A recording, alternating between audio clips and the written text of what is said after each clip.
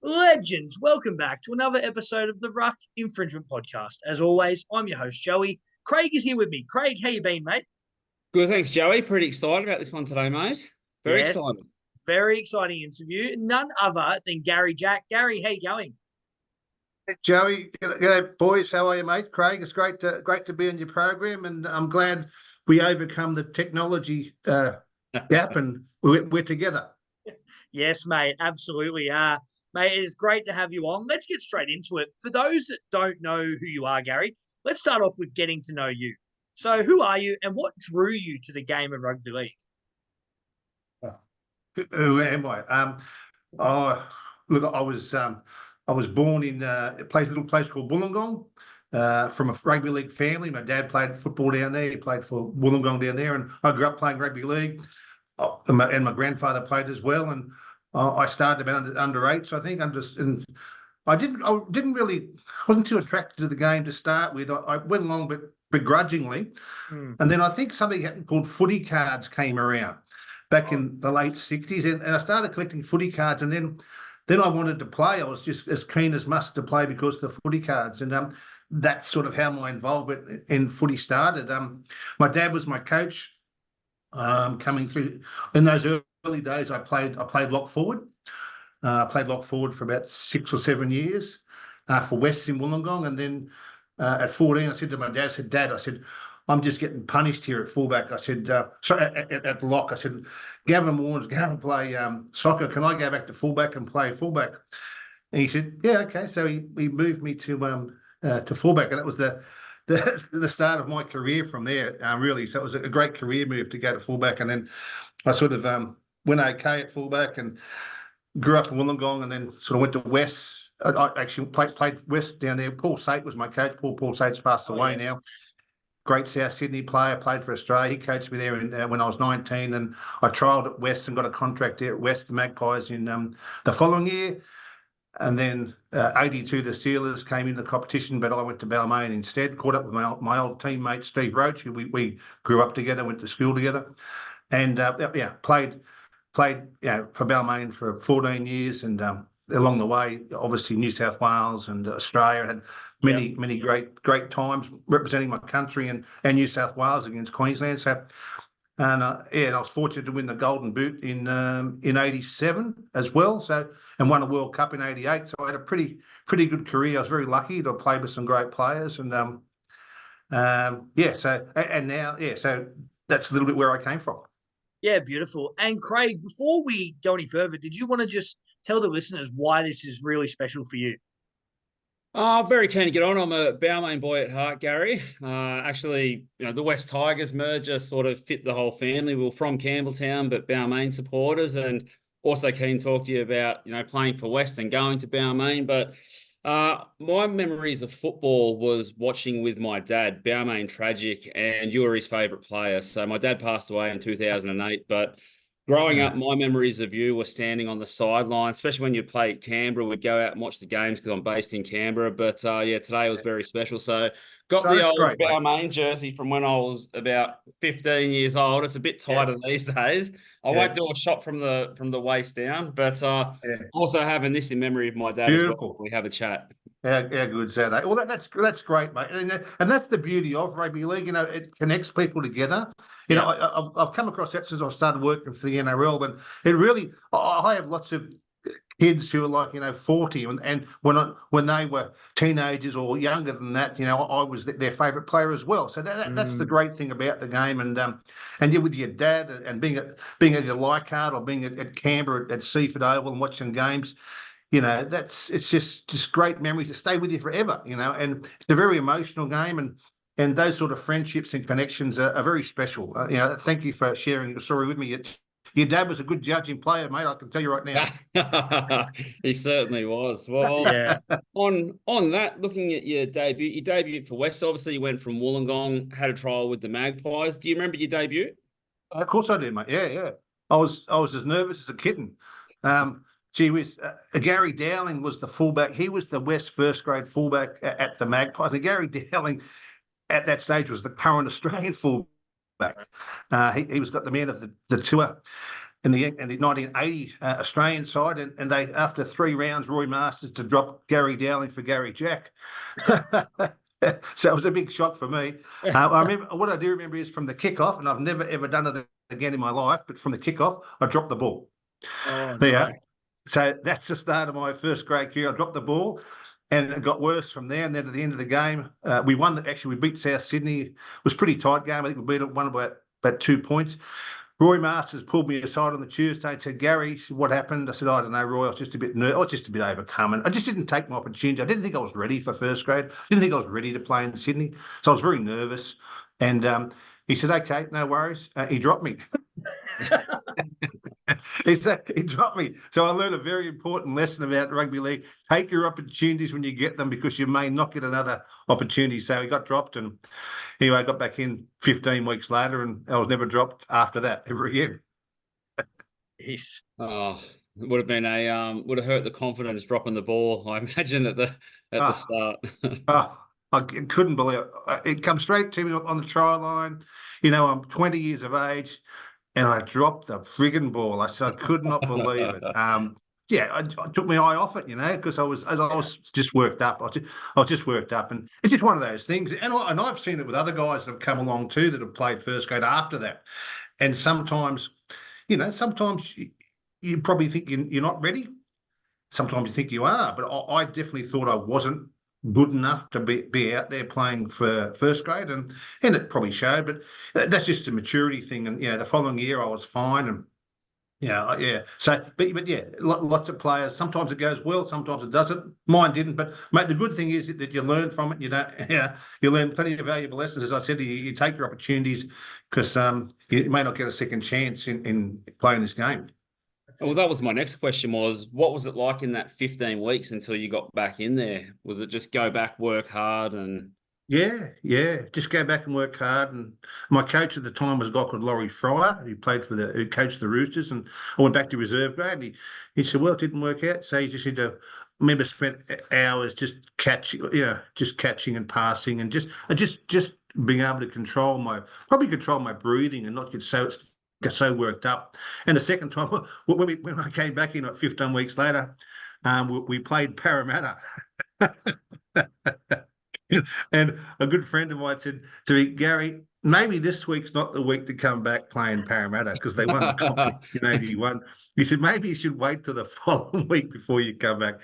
Anyway, I played, and I think it was 22-0 after the first 15 minutes. Oh, that was Eric Growth had scored 3 tries down the touchline, and oh my God, Brett Kenny was on fire.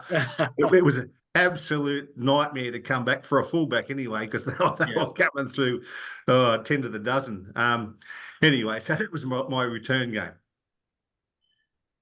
Well, that would have been a bit of a scary thought, having Eric Growth running down the sideline down towards the middle of the field, I would have thought. Oh, yeah. But growing up in Wollongong, you got the trial with West. Who did you support growing up? Did you have a team that you supported? Yeah. When I was a young fella, Craig, when I was a young fella, I was a Ronnie Coote fan, so I was a South Sydney fan, So my dad used to say to me, "Tackle around the legs, and they can't run without legs," and so I sort of modelled myself on Ronnie.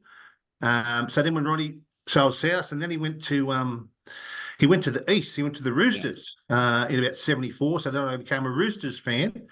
But in between time, as I said, I'd gone from a lock to a fullback. So Russell Fairfax was the fullback for the Roosters, so I became a bit of a Russell Fairfax fan as well.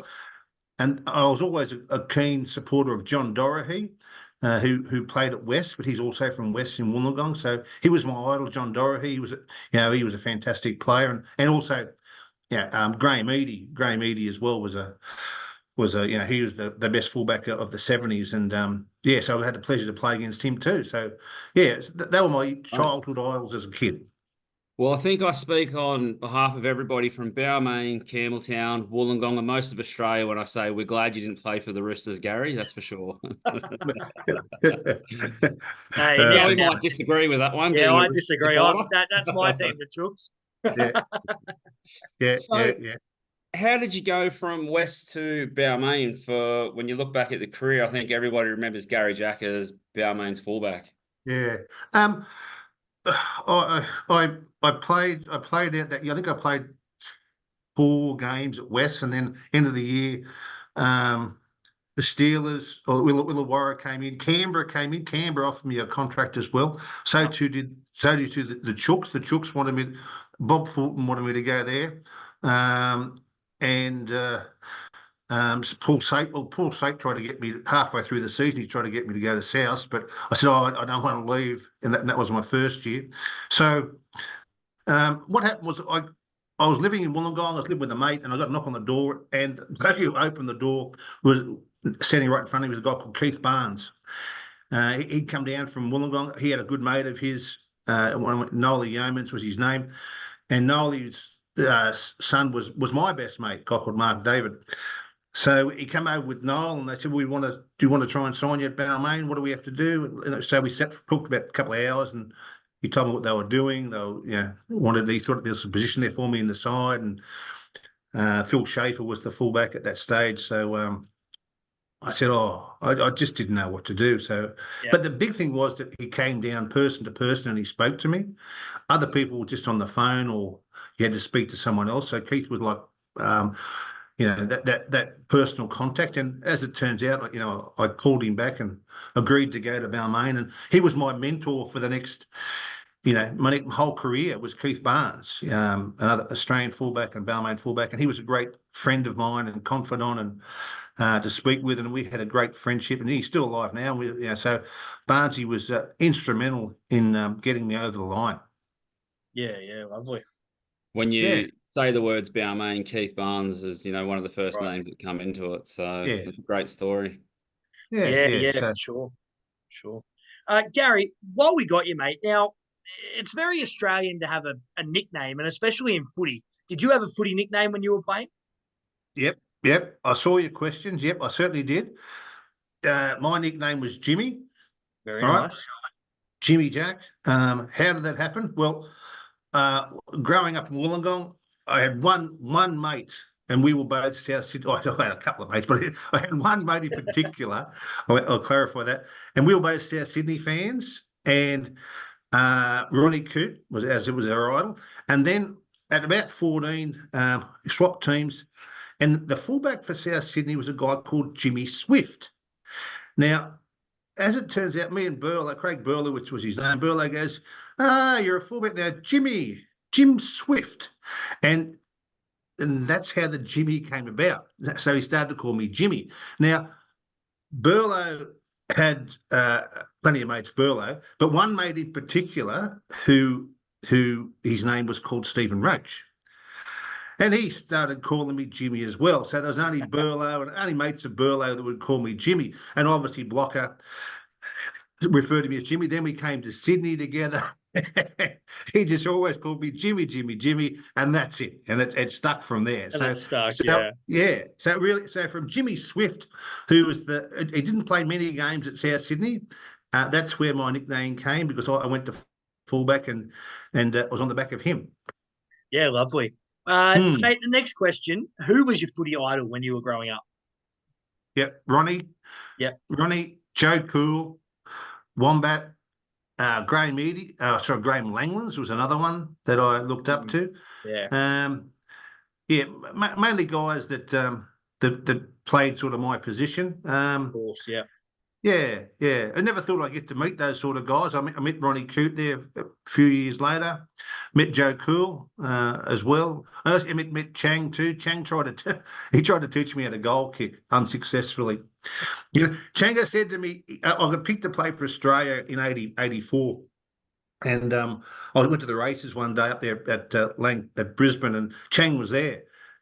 And we're having a beer together, and I got my Australian blazer on and my tie on, all that sort of stuff. Proud as punch that I played for Australia. And he says to me, "You're my greatest disappointment."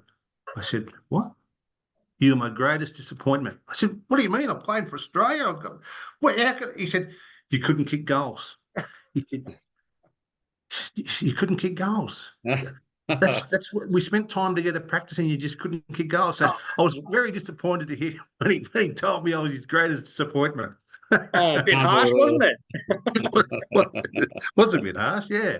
But Uh, yeah. So I ended up kicking one in my entire career. So yeah, you can take some credit for that.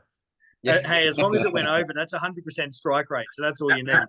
One from three. One from three. Oh, There. there we go. Yeah. Yeah. Yeah, very nice. Mate, who was the funniest teammate you played alongside? Oh, Blocker was hilarious. Yeah, Steve Roach. Yeah, Yeah. he's a character. He's a character now. He was Yeah. even worse when he was younger. You know, he'd always want to bash people.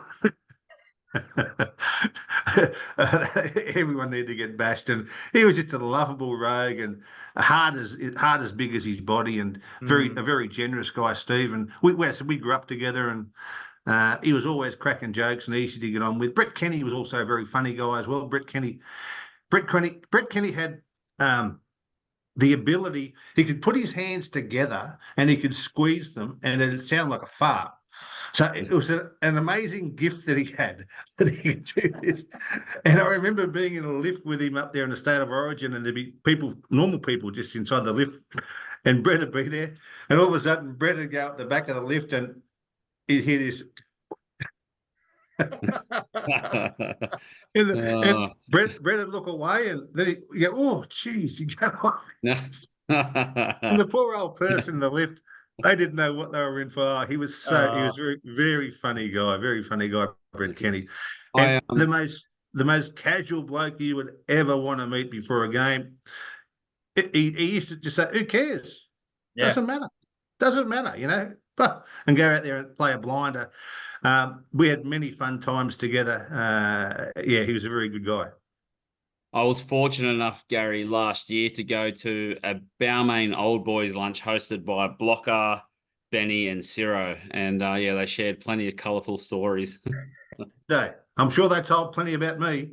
They were very kind. They were very kind. Yeah, yeah. So yeah, so Blocker was actually, Blocker. He was one of my grooms when I got married. I actually met my wife through Steve's. How's this? Like two young blokes from Wollongong, Blocker and myself. We go to Sydney together. We're living in a boarding house in Ashfield. Seriously, there must have been 30 refugees in this boarding house at Ashfield. We had a room with two single beds, toilet and showers all down the end of the corridor. And we thought we'd made it. Playing. We weren't actually playing first grade then. We're both playing reserve grade together. And that's how we started off our career, living there. And then after about a month, we sat down for breakfast one day, and the bloke opposite me, he grabbed his cornflakes, he grabbed his wheat bix out of the bowl, and he started to crunch it in his hand and just fall into the bowl. And he looked at it and went, good, good. And I looked at Block, and Block looked at me and said, "Jimmy, I think it's time to go." Yeah. So got out of there, moved in with Percy Knight from Canberra. Yep. Percy's still going. Percy was fantastic. He was great for me and Block. We were just young fellas, and he was a bit older than us, and he put us on the straight and narrow, and he really looked after us very well, did Percy Knight. But yeah, that's where it all began. Yeah, beautiful. Mate, what's your best representative memory? Oh, jeez. Look. That's a hard one. That's a hard one, mate. Honestly, but I'll tell you what. I was lucky to say I played a kangaroo tour, undefeated kangaroo tour. Like we went through England undefeated, only the second team ever, and I played in every test. In '86, we had Peter Sterling and Wally Lewis and Yeah, Gene wow. Miles, and poor old Mal couldn't even make the side. Yeah. It was a great to be part of that team for 10 weeks. And I was lucky also. I actually played in the actual moment in the game where I probably got the best feeling. We played the Kiwis in '85 over there at Carlaw Park. They were leading 6-4 with about 90 seconds to go, and they'd outplayed us probably all game. As I said, it's never over until it's over, and they'll be about halfway. Wally Lewis got the ball and he came across towards the ruck, and I could see that one of the guys had come up too quick. I think it was Kevin Tamity come up too quick. So I got in behind him. So Wally threw me the ball and I was in behind him, and all of a sudden I'm in the clear, running towards the try line at the fullback in front of me. And this was it. This was it. This is it. We had to either, if we don't, we lose. So I've come down, and as I've got to Gary Kimball, about on the 20-metre line, I looked to pass, and Johnny Rebo was just outside me, and he was flying. I never glad to see Johnny Rebo in my life, and threw him the ball, and he scored the try, and kicked the goal. So we ended up winning 10 points to 6. But that win actually gave us, so we put us 2-0 up in the series, so we couldn't be done. So it was 2-0. So it didn't matter about the following week, even though they flogged us 18-0 the following week. For what happened, but that actual moment when we won the Test match on the ground there at Carlisle Park, and Wally was on his knees, he was kissing the ground. I think he's kissing my shoes. I think Wally. It was it was a really special moment that I'll never forget. That just exhilaration. New South Wales, when we won Origin for the first time in '85, it was 2-1. We won that was great. No one had ever done that before. And then the following year, we beat them 3-0. Yeah. That was really special. So I've had some really great moments, and those ones probably stick out. Yeah. Yeah, well, I was going to say that next. So let's talk about Origin. You were obviously in that New South Wales team that was stacked, absolutely stacked, a great team. Tell us a bit about that, because we obviously, I've watched footy in the 2000s, the late 90s, early 2000s. I don't know what it was like back in the 80s. I feel like the hatred that New South Wales and Queensland had would have been a lot better because of the biff as well. So take us through Origin in the 80s. It was. They hated us, and we had to learn to hate them back. Yeah. And we did. I think they won the first 4 or 5 years of Queensland, won the first 4 or 5 years of Origin. Great, and they were great players. Question that you had Wally, you had Mal, you had Chris Close. They were great players. Kerry Bowstead, Johnny Rebo, Gene Miles. They were. Look back now, they were great players. But we had to learn under Steve Mortimer when he took over in '85, and he had a really close knit team, and he was a great mentor for us. That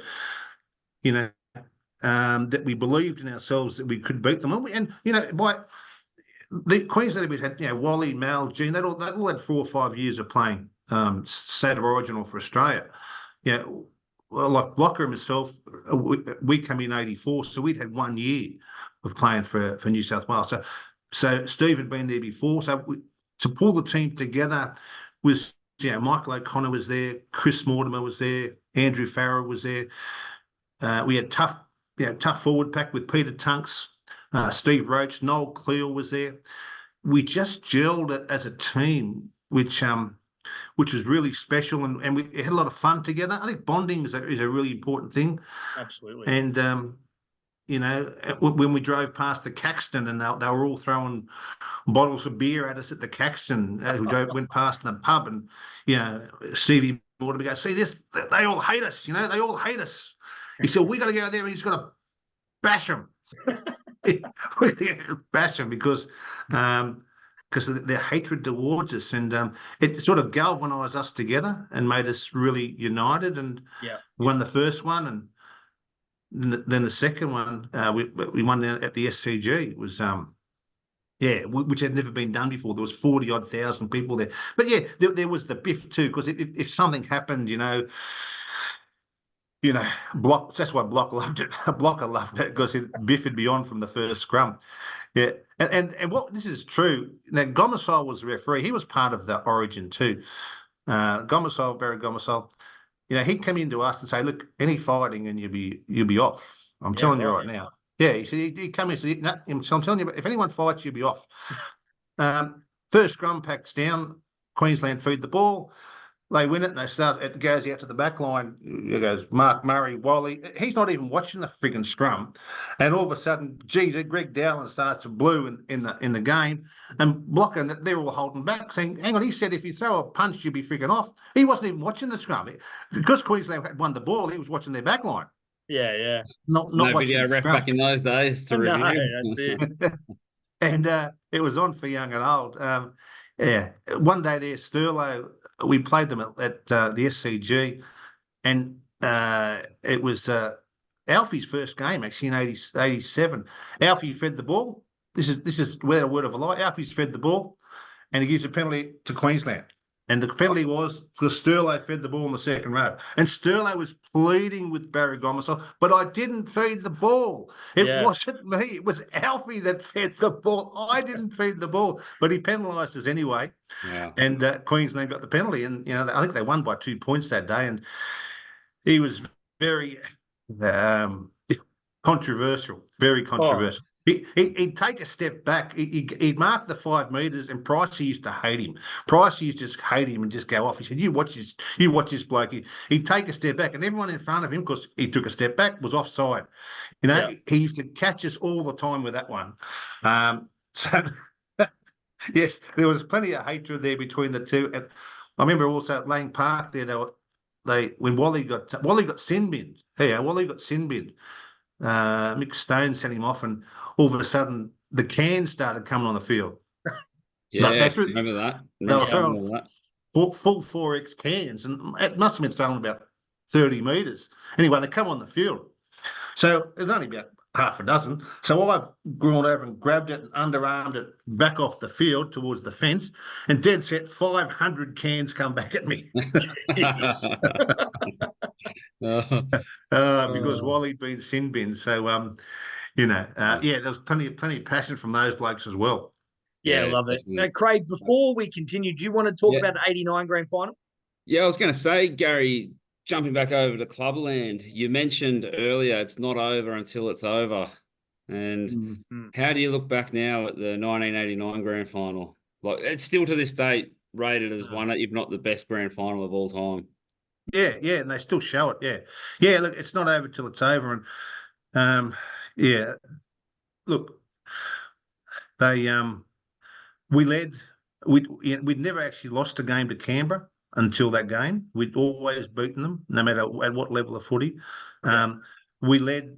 The penalty count was 6-1 against us the first half, but I won't say anything about that. We led 12-2 with 12 minutes to go. And I hadn't watched the game until probably 10 years ago. And then Bruce Maguire gets penalised for using Steve Walters as a shepherd.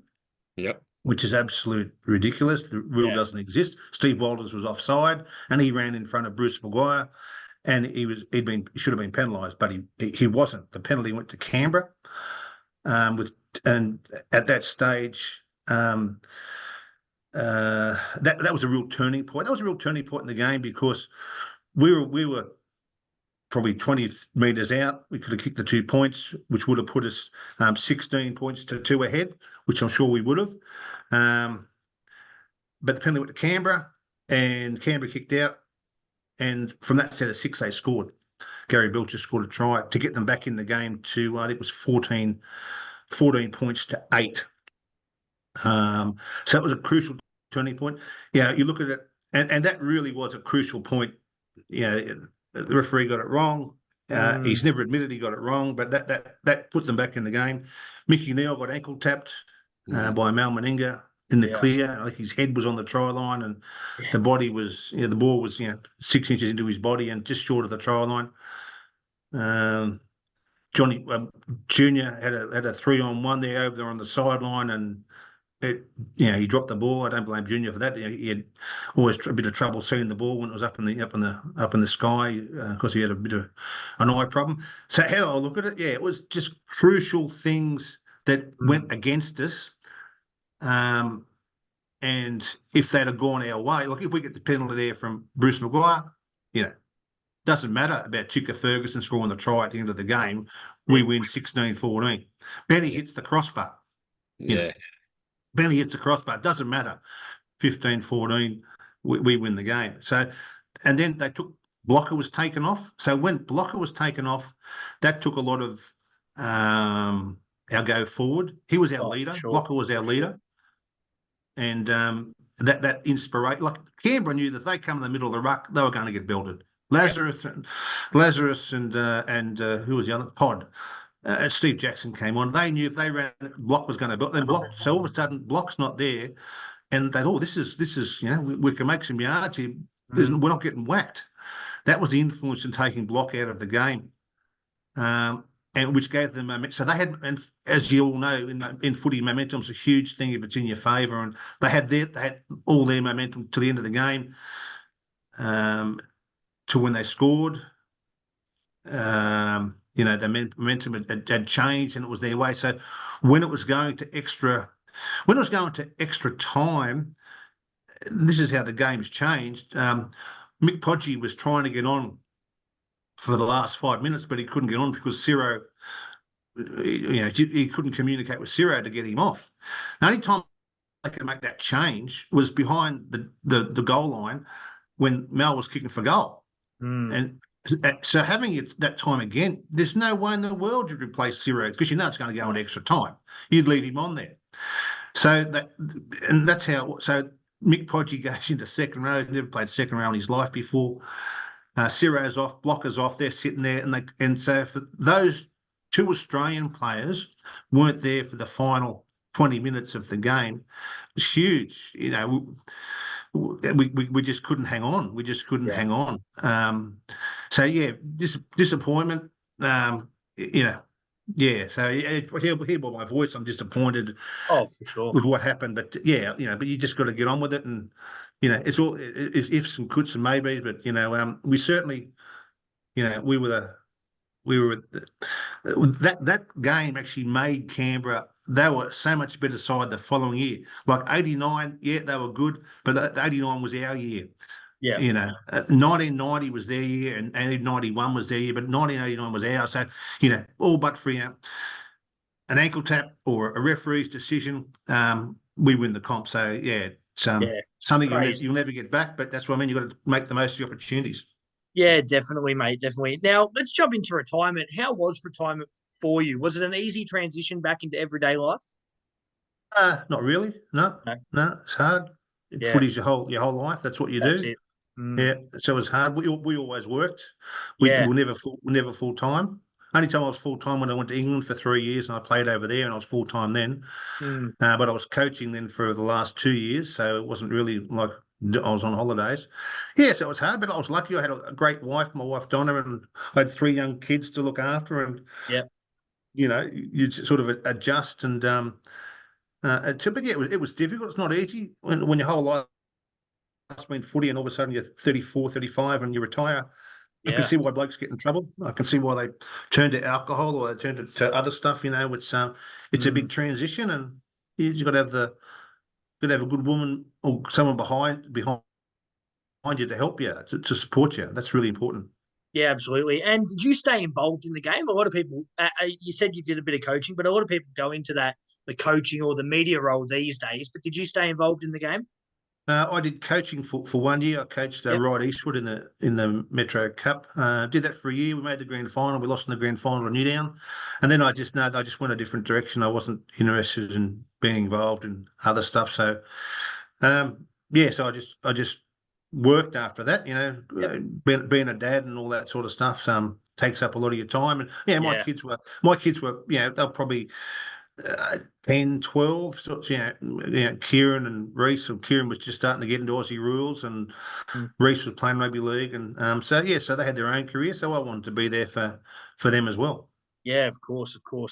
Mate, we're going to finish up in a sec, but before we do, can you give us an early prediction for 2024? Let's maybe see a team that finished in the bottom 8 in 23 that you think will improve in 24.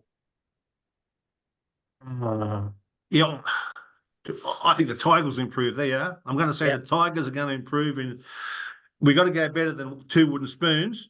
So I'm saying the Tigers are going to improve under Benji this year. And I think they will. I don't know how much. Look, making it the top 8 would be fantastic if they could do that. That'd be a great year. What was your other question? Yeah, that was it. The early prediction for 2024. I've got the Dogs. I think the Dogs really improved from 2023. I think with all the signings they got to. Serraldo's a good coach, but Tigers is a great shout. Craig's a mad Tigers man, and we've been talking about this. I think the Tigers do improve. I think under Benji's leadership, I think Aiden Caesar and maybe Sullivan, if he plays 5'8", they'll go to a whole new level there in the half. So, but let's hope for Tigers fans. Everyone's got a soft spot for the Tigers. Let's hope Tigers fans that they can get off the bottom of the table, and whether it's 9th or 8th or 1st, let's hope they can get off 17th. I definitely miss the days where West Tigers finished 9th. Yeah, that's a great year. Yeah, that's a great year. I think it's been a difficult time. There's been a clean out there. Yeah. Not only on the field but off the field. So I think that's positive. I think that's positive. The old administration had probably been there a bit too long. It's time for them to move on. So, we're all accountable for our performances and the results. So I think it's time for some new people to step up and lead the way. Yeah, definitely. Well, we want to thank you, Garry, for jumping on. That is all we got time for on this interview. Before we all go, don't forget to check out leaguelids.com. Get yourself a nice retro corduroy rugby league hat. Use the code RUCK10 for 10% off. And you can also jump on Gibson's Country Style Jerky for all your jerky needs. Use the code podcast for 10% off your jerky today. Well, that's all we got time for. That's Craig. I'm Joey. That's Garry. Be good. Guys, all the best.